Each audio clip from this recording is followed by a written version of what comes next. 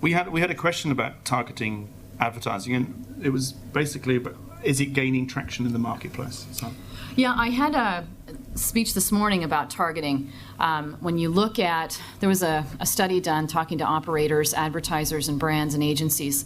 50% of them said that they'll double their budgets this year specifically for targeted campaigns. So I think one of the challenges as an industry we have is getting beyond, as I mentioned earlier, geographic targeting being the sole targeting mechanism, and really tapping into where the dollars are going to be, which are lifestyle purchases and profile and behavioral type segmentation. So the 3-mile radius of within a school is still geographically centric. If that brand had asked for 3-mile radius within a school, and I only want to hit the stores that are the top demographic in terms of females purchasing on their way home, or I only want to hit the stores where you've seen people buying movie cards, you start to get into a bit more of the behavioral patterning, and that's where I think targeting really needs to get to. Okay. Brian, you had a question? I've been designing content management systems now for 15 years or so, starting off originally with the Tesco's project in the UK, which was slated to be 10,000 screens.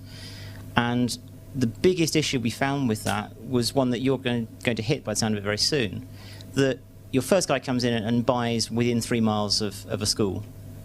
You then have people trying to buy the entire network, but they can't, because those 5 screens in that 3-mile radius are now fully sold, but there's availability everywhere else. And there's a problem here where the computer system can handle it, but how do you describe that to a human, that you can have everything but all that screen and that one from 10 to 11 in a female area, and this one on a Saturday? I hope we have that problem. I mean, I really do. I hope we get to inventory sellout. In that specific example, though, the advertiser's not owning the screen. They're owning a 7-second spot in a 4.5-minute wheel, if you will, or 4.5-minute playlist. So there's the hope is that there won't be inventory to buy because it is sold out.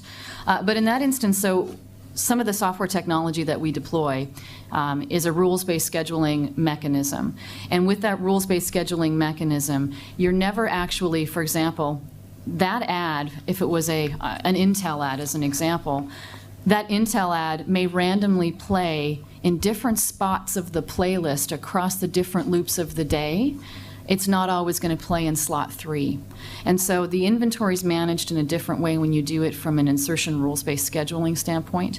But I do hope we get to inventory sellout, because that means we're doing a really good job. That must be something you've looked at with VukuNet? And yeah, we have a real-time inventory management control functionality where the advertiser and the agency, as well as the network owner, can check the real-time inventory, which is not possible in most of the systems right now. And that's a trouble for the agencies, for example. If they plan a campaign, and after they plan the campaign, they want to know whether this slot is still existing.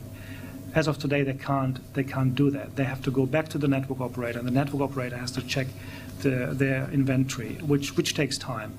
And at VukuNet, we solved that with a real-time inventory check.